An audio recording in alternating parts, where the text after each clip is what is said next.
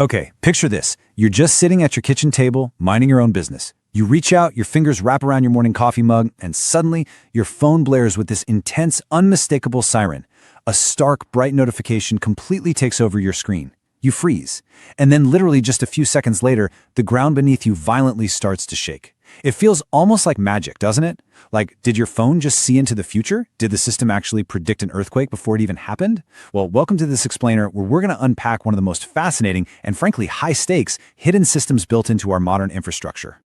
So, let's just shatter that illusion right out of the gate. ShakeAlert does not predict the future.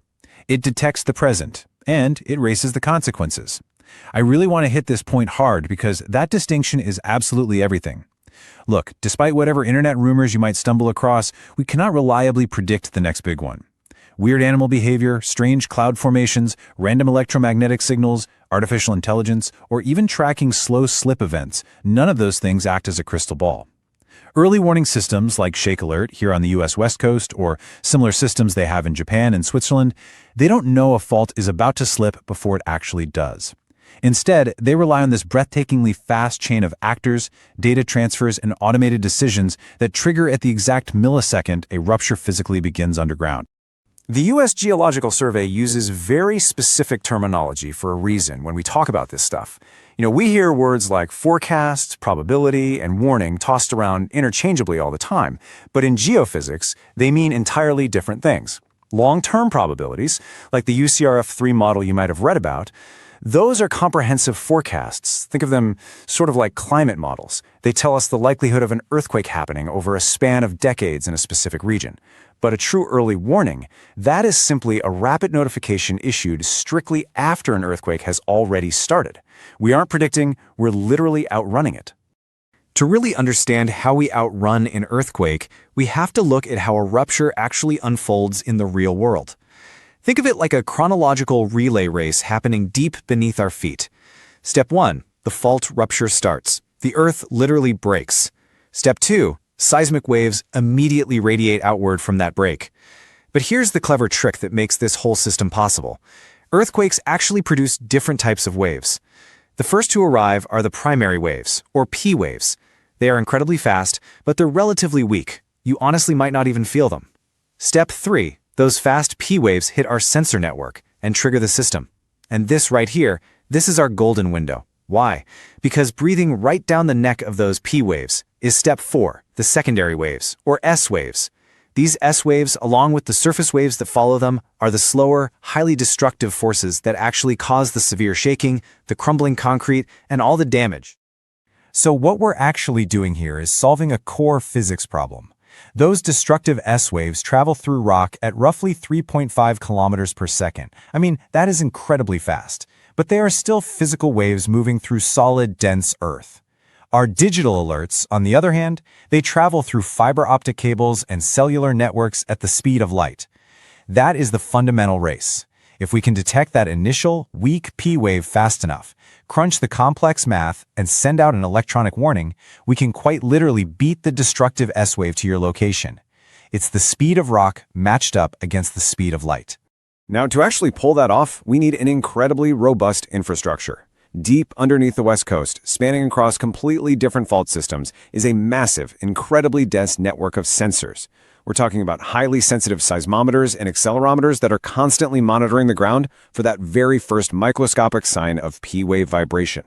But it isn't just seismic sensors. The system also utilizes GNSS, Global Navigation Satellite System stations. Now, you might know that scientists have long used GPS networks to track slow, long-term tectonic deformation over years, basically to understand fault strain. But the GNSS stations used in early warning, they're doing something entirely different. They are looking for rapid, real-time permanent displacement. They measure exactly how far the Earth physically moved the very millisecond a fault slipped. So it's this combination of vibration and displacement that is totally vital for the system to rapidly understand what's happening beneath us. Of course, all that raw data from those sensors is completely useless without a brain to process it. ShakeAlert basically uses 3 primary independent algorithms running simultaneously to figure out what's going on. First up is Epic. Epic handles the initial rapid point source detection. It grabs those first incoming P waves, links them across multiple sensors, and spits out a very early location and magnitude. But as you can imagine, large earthquakes aren't just single points, right? They are long ruptures that physically unzip, kind of like a giant zipper. So a point source algorithm just isn't enough on its own. That is where Finder comes in. Finder actually tracks the earthquake as a growing fault line, giving us the length and orientation of the rupture while it's happening. And finally, for truly massive earthquakes, we have GFAST. GFAST uses that GNSS satellite data we just talked about to scale massive events. Think of it as the ultimate safeguard to make sure the system doesn't underestimate a truly catastrophic megathrust earthquake where the fault just keeps on unzipping. Okay, so you have these three powerful algorithmic threads, Epic, Finder, and GFAST, all operating at lightning speed, but they obviously need to agree with each other. All of this separate data is instantly woven together by a module called the Solution Aggregator. Think of the aggregator as a judge, right? A judge reviewing conflicting eyewitness testimonies in a matter of milliseconds. It reviews the outputs from the three algorithms, resolves any differences, and unifies them into a single, highly accurate earthquake source solution. It then takes that unified truth and hands it off to another module that uses ground motion prediction equations to estimate exactly where and exactly how intensely the ground is going to shake across the entire region. All of this intense computation flows right into a highly secure production layer. We've got redundant, heavily fortified servers running in places like Seattle, Menlo Park, Berkeley, and Pasadena. And they are crunching this ground motion data in literally fractions of a second. This infrastructure is specifically engineered to survive the exact disasters they are warning us about, fully equipped with backup power and hardened communications. This ensures that even if, say, one server goes offline because of violent shaking, the rest of the network seamlessly picks up the slack to continue computing and pushing out those life-saving estimates without skipping a single beat. Now, just because the system detects an earthquake, that doesn't necessarily mean your phone is going to ring. The decision to actually issue an alert depends on some very strict, calculated thresholds. For technical partners and automated systems, the alert triggers at a lower threshold, magnitude 3.5. This maximizes their crucial warning time. But for mass public alerts that go to your phone, the threshold is currently set at magnitude 5.0 and specifically for areas expected to feel light shaking or worse. Why the big difference? Well, imagine if your phone went off like an air raid siren every time some distant magnitude 2.5 merely rattled a coffee cup. You delete the app in a week, right? Warning the public for every tiny tremor causes what we call alert fatigue, where people eventually just start swiping away the notifications, which completely defeats the entire purpose of having the system.